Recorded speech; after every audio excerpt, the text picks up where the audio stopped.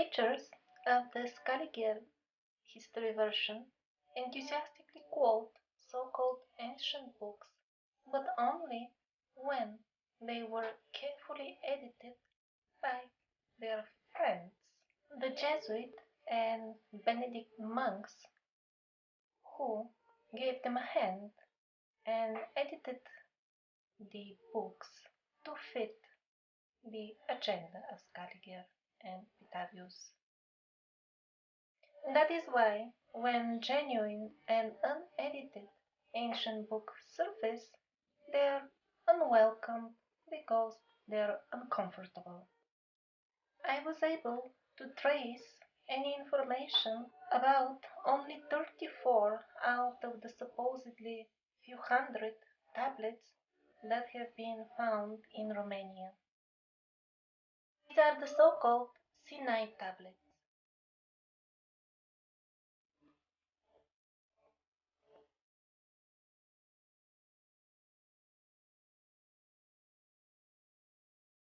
The original tablets were made of gold. However, King Carol I in 1875 needed the gold and ordered exact copies to be made out of cheaper material. This is well documented. They were carefully kept in a monastery, but once the current Romanian government managed to take a hold of them, they were immediately declared as not a genuine and locked up, denied any access and even inventory. The reason for categorizing them as non-historic documents was their looks. They did not look old enough to be manufactured in 1875. For example, these items from the treasury of Tutankhamun look to the so-called historians to be older, well over 3,000 years. However, the Dacian tablets do not look old enough for them to be made in 1875. So, on the basis of their young looks, the tablets are absolutely denied any study.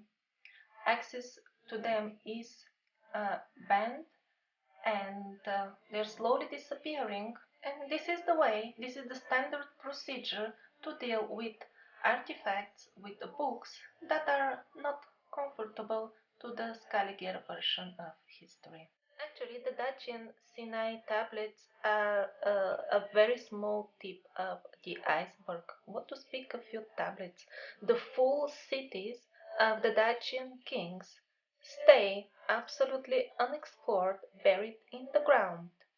The excuse for not making any excavation is the lack of funds. However, that very same, supposedly poor Romanian government has spared quite few millions to buy back artifacts that were stolen from those unprotected archaeological sites by evil foreigners who come there and illegally dig up the artifacts. And listen to this full joke. After spending all these millions and buying the artifacts on auctions and other ways, they were carefully collected together and declared as forgery and locked up. And as of today, the villagers who reside nearby the archaeological sites of the cities of the real kings of Dacia, they often see mysterious vehicles, cars with foreign numbers who dig and find things very easily. Apparently, they come already very well informed where to dig to find what they want. Well, no wonder that Romania is yet another country where the local people simply do not believe the official history that they are being taught in school. In the description of this video, there is a list of links. If you click on number 2, you can listen to an interview by a real Romanian telling us about these problems.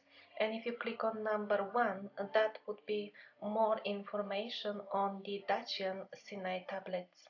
In very similar situation is the Rohong Codex from Hungary. It is declared absolutely unreadable. All suggested translations are quickly rejected. And I read some amazing stuff about it even. The so-called historians are trying to convince us that this is so unreadable that maybe it is not even a book. Probably it is just illustration with strange signs besides them. And not only books. Such so-called unreadable writings are found on a number of temples all around Europe, and there is no end to the explanations given to them. Like, for example, oh, well, this is not really writing. These were some special signs that the carpenters and stonemasons were using to mark their, materials. It's not really writing. At this point, the believers in the Scaliger version of history will probably object me and will say, no, it is not true that we do not respect the older books. There are really ancient books that have reached us in original and did not undergo any edition by monks. And these are the Vindolanda tablets found in England and the Oxyrhynchus Papyri found in Egypt. You can find out more about these truly old manuscripts in respectively links number 3 and 4 in the description. Let's see of what value, of what use can they be in determining our real history. First of all, the Vindolanda tablets. Fortunately, they are available online in a very neat way. A photo of the tablet and a transcription and translation next to it. There is no text that could be particularly relevant to the history, the way we are examining it, in the collection that is available online. In case there were tablets that were dealing with the history, they are not available to the public. In case I'm missing out something important from these tablets, please contact me at the email that you see on the screen so that I can provide correct information in my videos. And now, let's go to Oxyrhynchus papyri. The situation here is different. This is a truly massive and huge collection of manuscripts, and they definitely contain historic topics. However, I could not find them available in a neat form. That means the photo of the manuscript and the translation next to it. In case somebody is able to point out how the original content, I'm underlining original and not some sort of interpretation, how the original content can have something to do with the version of history that I'm presenting within this video, please kindly contact me at the email provided here so that I can present only uh, truthful information to my listeners. In 2013, entire streets of Roman London were excavated. We hear from the newspapers that some 10,000 artifacts were unearthed.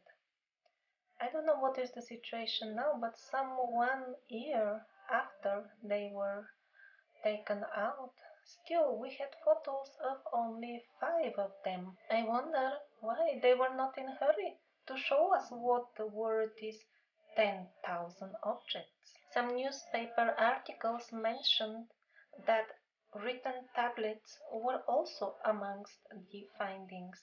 Where are they? Why haven't we seen them yet? Maybe because they have still not finished their new frisure in the Scaliger beauty parlors. The chain of frisure and beauty parlors of Scaliger is an international enterprise that can alter any old finding beyond recognition to suit the fabricated history. All items are suitable for such a beautification.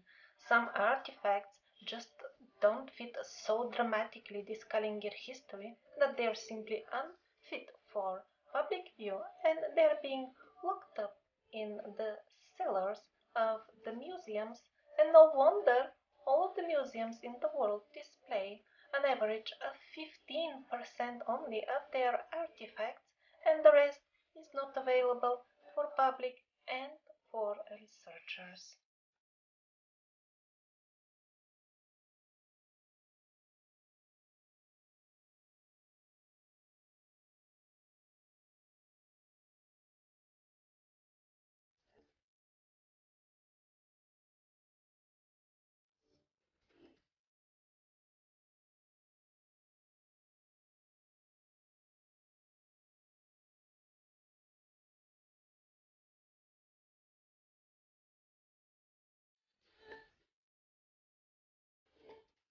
As a routine part of his work, the astronomer Robert Newton takes some old historic data of the movements of the moon, and much to his surprise discovered that the moon behaved very, very strange and very, very erratically for a certain period in the past, and then it simply stopped and started behaving again according to the law of physics the way we know them. That was quite a problem, and a special big international conference was summoned in London with the biggest brains in this field. And the conclusion of the conference was that these strange erratical movements were due to some absolutely unknown to us energy that was affecting the moon for a certain period of time only, and then it stopped affecting it, disappeared, and we know absolutely nothing about it.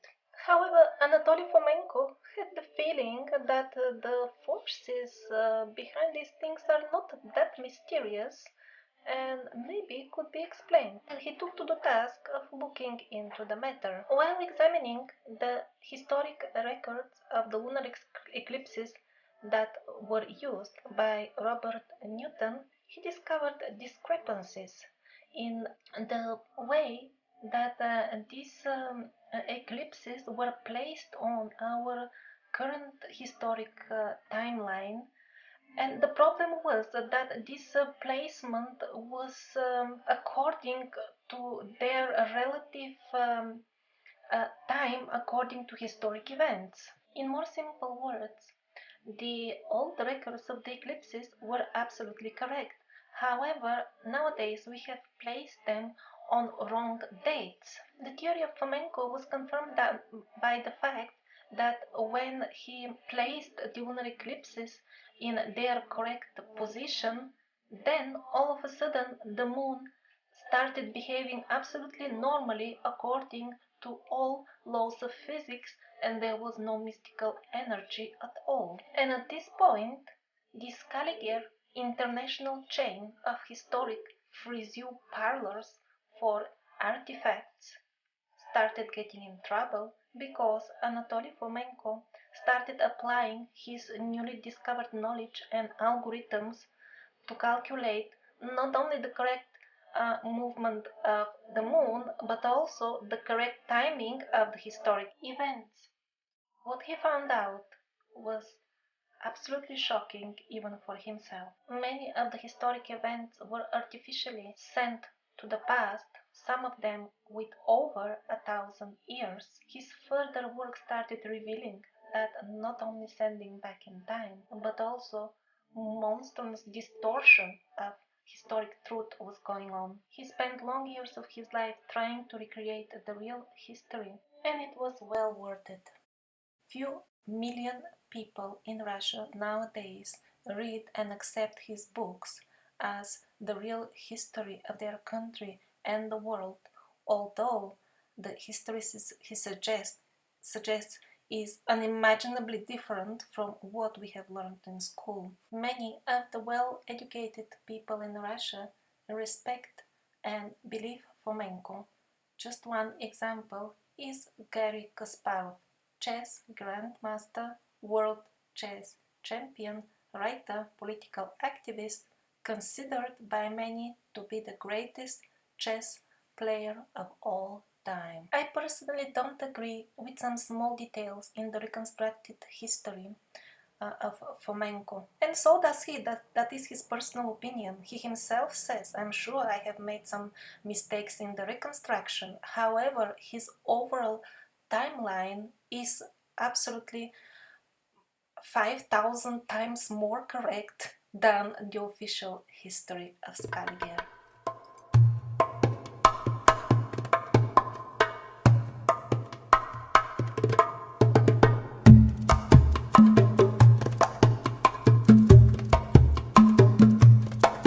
It's the heartbeat of the universe, it's the silence in our soul, it's the joy that makes every moment new, it's the bliss when we are whole.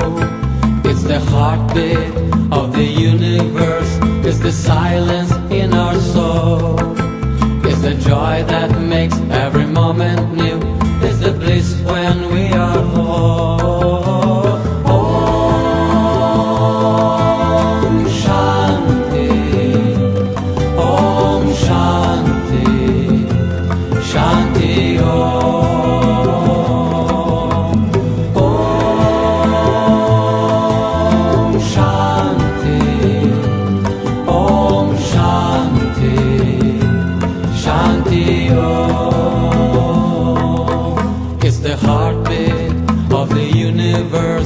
The silence in our soul is the joy that makes every moment new. It's the bliss when we are whole.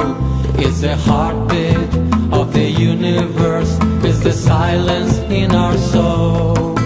It's the joy that makes every moment new. It's the bliss when we are whole.